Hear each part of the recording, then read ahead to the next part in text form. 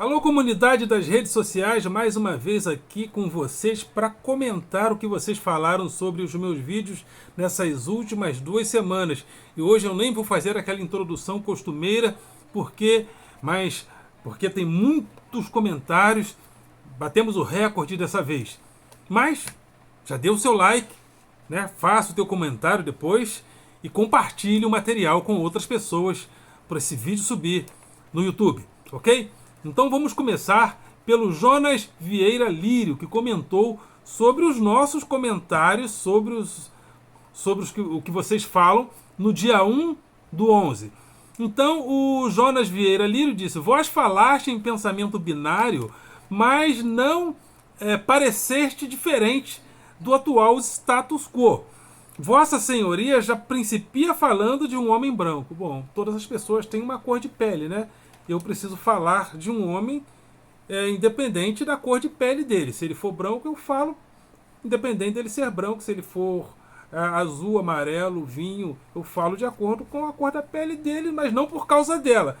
A cor da pele é simplesmente um incidente de percurso, né? Nada a ver o que você falou. Já chamam a pessoa de burra. Sendo assim, qual vossa proposta para contra a polarização política e a presente Guerra Fria? Bom, eu chamo uma pessoa, às vezes eu falo de uma burrice se a pessoa fizer burrice, né? Igual um falou para mim ontem aqui que professor é o culpado, então tem que acabar com os professores para a sociedade melhorar. Isso é uma burrice, isso não é pensamento binário da minha parte, né? E então isso não é uma burrice, né? Isso é pensamento binário que eu tô, né? Isso não é pensamento binário. Não, simplesmente eu estou criticando uma burrice. E então ele pergunta qual é a sua proposta contra a polarização. Eu não sou contra a polarização. Toda sociedade democrática polariza. Tem que ter polarização. A polaridade mórbida é um problema. Se você achar que o mundo é preto ou branco, né? Então Lula ou Bolsonaro, ou A ou B, ou esquerda ou direita. Não, o mundo tem muitas variáveis. Mas a polarização eu sou a favor sim, senão não há democracia, se não houver polarização, de ideias, sobretudo, né? E Guerra Fria? Que Guerra Fria? Esse cara tá viajando na maionese estragada com data de validade vencida, né? Tem de certeza que o Estado é laico? Absoluto, né? As leis do Estado moderno, sobretudo no Brasil, o Brasil tem uma república laica. Aí ele pergunta, e os pais de santo, do Collor, do Sarney, e do Lula e os pastores de Bolsonaro? Bom, o Estado é laico, mas a pessoa pode ter o seu pai de santo, sua mãe de santo, seu pastor para orar por ele, mas isso não interfere nas leis do Estado. Uma coisa é religião, outra coisa é Estado. Então, nesse sentido jurídico, o Estado é laico. Agora, todo mundo pode ter o seu pai de santo, sua mãe de santo. Não há problema nenhum. Acho que você está confundindo as coisas. O Estado é laico. As leis da República são laicas. Mas um pastor, ou seja, um presidente, pode ter o pai de santo que quiser. Majoritariamente os professores são de esquerda. Sim, a gente estuda muito, a gente lê muito, a gente acaba passando nos concursos, né? E os caras chamados de direita não estudam, não passam dos concursos e não viram professores. Simples assim. Ele pergunta, e você? Eu sou de esquerda, não há nenhum problema nisso, não há nenhum crime nisso, eu sou de esquerda sim. E você que é de direita, faça o concurso e venha para cá. É melhor do que ficar reclamando. Obrigado, saudações de BH, Minas Gerais. Ok, muito obrigado pela sua participação.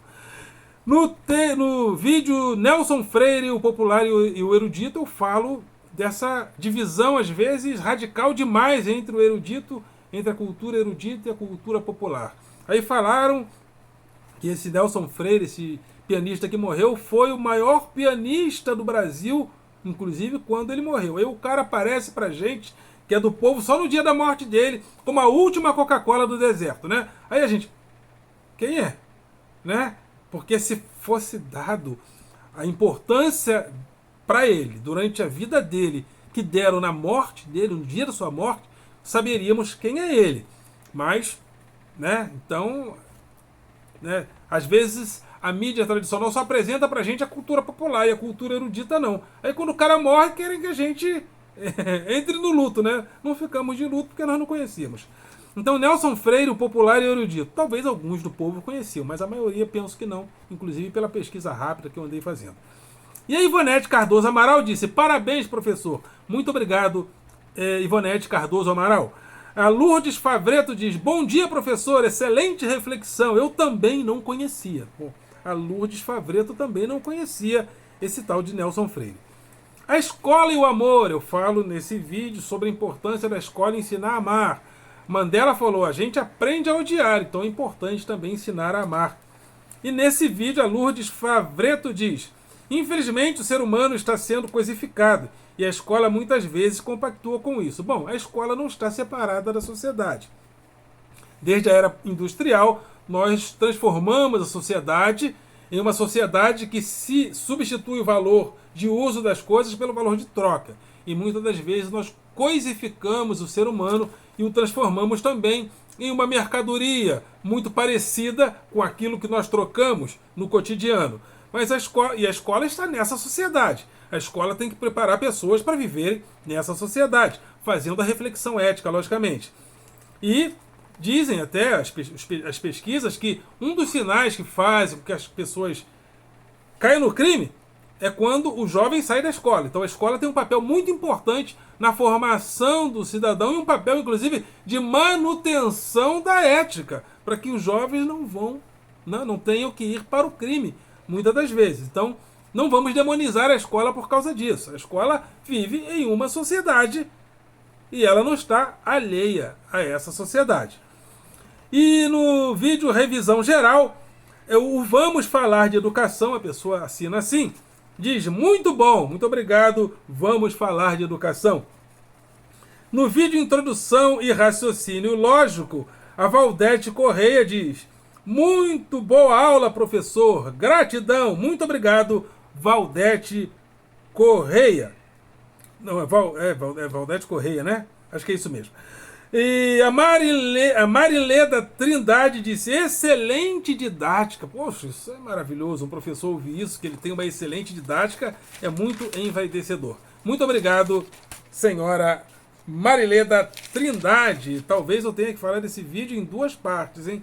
Tem muita gente comentando. Tipos de cultura. Eu gravei um vídeo chamado Tipos de Cultura. E a Rosa Mairim que disse: excelente aula, Eldon.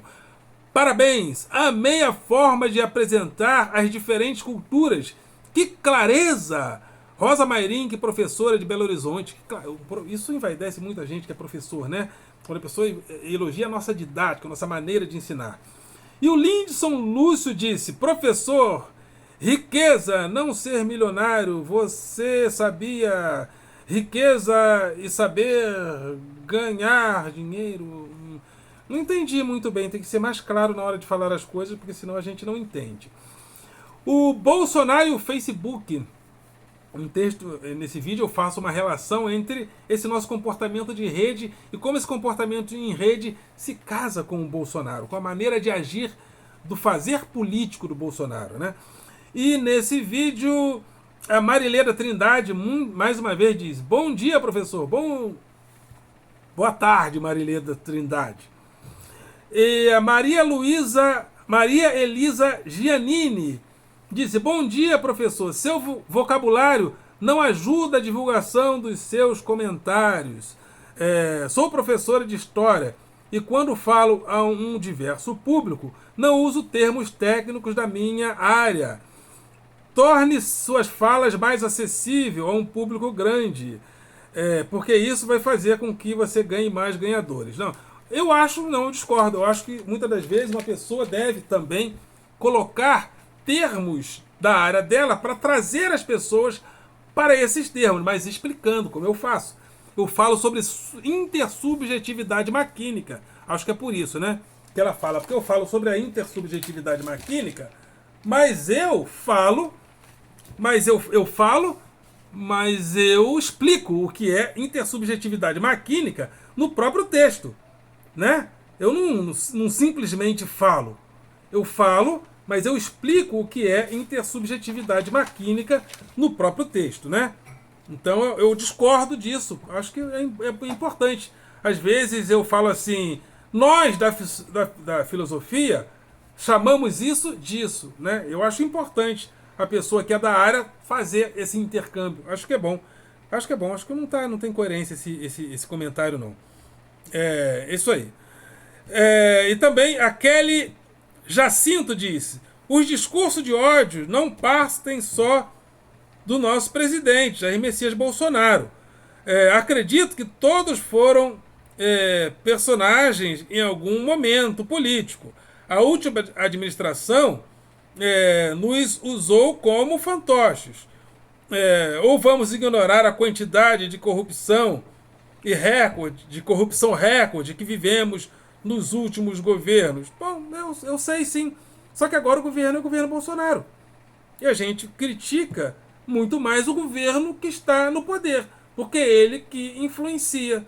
Quando o governo, por exemplo, demorou a assinar os acordos da vacina porque não respondeu aos comunicados da Pfizer, isso nos prejudicou no governo Bolsonaro e não no governo Lula.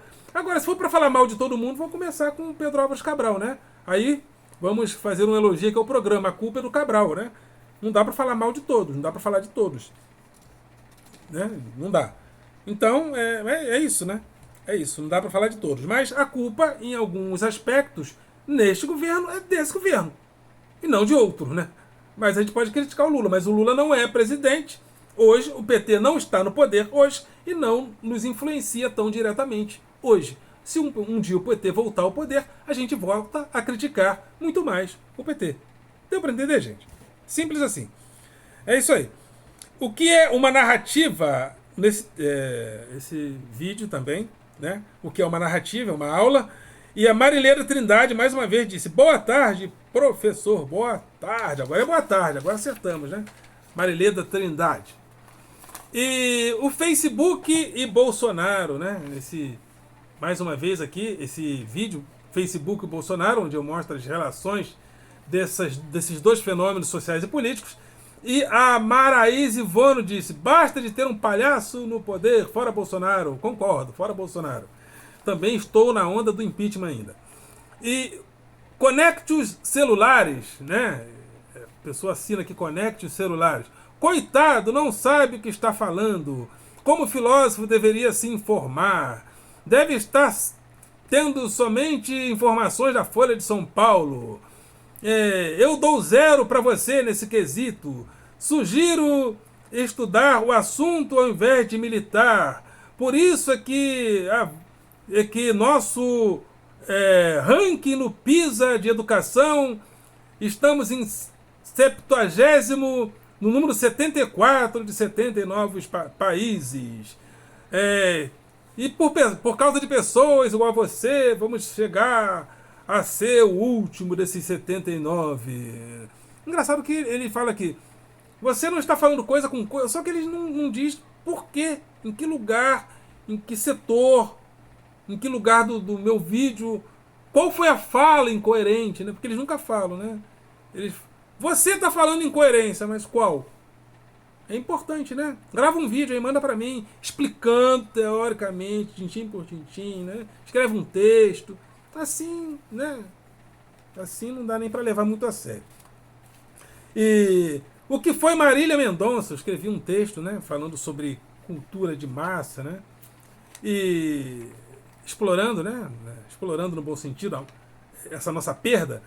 E o Flávio Oliveira Araújo disse: como professor, as pessoas. Concordo com o professor. As pessoas só gostam do que agrada a elas e fazem um tipo de acepção de pessoas. Não sei muito bem qual é a relação disso com o texto, com o que eu falei, mas tudo bem. É coisa que não deveria existir. Quando algo alimenta o ego das pessoas, é que elas dão valor mesmo. Muito obrigado pela participação. Não entendi muito qual é a relação disso com o tema O que foi Marília Mendonça, mas obrigado pela participação. A Mônica Diana disse: sua aula é excelente. Muito obrigado, Mônica Diana. UTL Latários, deve ser uma empresa, né? Empresa da pessoa que ela assina com esse nome. Cultura, mercadoria, só por... Ele acha que eu falei de cultura. Eu falo de 3 tipos de cultura, né? Nesse vídeo que eu falo sobre Marília Mendonça. 3 tipos de cultura: cultura alma coletiva, cultura valor e cultura mercadoria, onde onde o artista, muitas das vezes, ele é tratado como uma mercadoria no mercado do entretenimento e do gosto. E ele fala que eu falei de cultura, falando... cultura... que eu falo de cultura mercadoria só por causa da Marília Mendonça. Não, cultura mercadoria é um tema da sociologia. Né? Cultura mercadoria, cultura valor, cultura alma coletiva, isso é um tema das nossas aulas de sociologia. Não é só porque a Marília Mendonça faleceu que eu falei sobre isso. Né? E ele fala também, ele acha também que cultura é um traço de psicologia das pessoas. Não é essa a definição de cultura, né? Ele acha também que eu falei de cultura geral só nesse valor. Aqui eu falei de tipos de cultura, gente. Tipos de cultura. Não falei do conceito de cultura de um modo geral. Há tipos de cultura diferentes. Cultura valor, cultura mercadoria, cultura alma coletiva. Não falei conceito em si de cultura.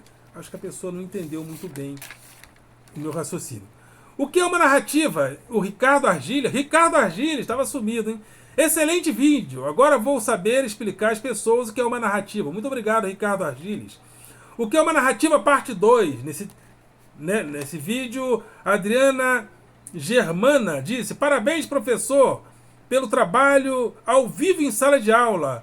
Qual as turmas que você trabalha? Muito, não vai dar para falar agora não. Ana Paula Simeão. Nossa, que maravilhoso! Poxa, legal, ela gostou mesmo, hein? Educação, a pessoa assina aqui, ED. Existem narrativas realistas que refletem a realidade. Existem narrativas falsas. O problema não é a narrativa. O problema é se a narrativa é verdadeira ou falsa. Nem sempre uma narrativa tem que ser verdadeira ou falsa. Às vezes ela é inspiradora. Como, por exemplo, nós temos uma ideia de liberdade. A liberdade em si existe? Talvez não. Mas as narrativas de liberdade nos inspiram. A narrativa sobre a fé nos inspira. Nem sempre aquilo que a fé afirma é real, mas a fé nos inspira. Então nem sempre a narrativa está baseada em verdade ou mentira. Mas muito obrigado pela sua participação, ok? ED. Mistura... também. Uma pessoa chamada Miura de Sirius. Miura de Sirius, né? Professor, quero amorosamente lhe dar uma dica. Você é muito inteligente para ficar com essa mordaça sem a menor necessidade. Está falando da máscara, que eu fico de máscara em sala de aula, né? Se você está com a mais de 2 metros da outra pessoa, e se elas estão usando máscara, você não precisa usar. Você é infectologista? Qual infectologista falou isso para você? Qual especialista falou isso para você? Todos eles falam, os grandes especialistas, os maiores. A infectologia diz que é bom usar máscara em sala de aula, todo mundo, professor, aluno. Sem contar que ela tira a sua expressão, né? O que ajudaria muito no entendimento das suas aulas, né? Mas eu não vou expor meus alunos em sala de aula tirando a máscara só para eles verem minha expressão, meu belo rosto. Eu sei que ele é bonito, né? Acho que você quer ver porque ele deve ser muito bonito, mas está vendo agora, né? Mas não tem nada a ver com o que você falou, pelo amor de Deus. Né? Um professor tem que cumprir regra, gente. A regra é essa. Um professor, se não cumprir regra, que exemplo que ele está dando para os seus alunos? Mas que bobagem. Eu sei que a tua intenção é boa, não duvido, mas analise o que eu disse. Eu já analisei, é uma bobagem total. Sinta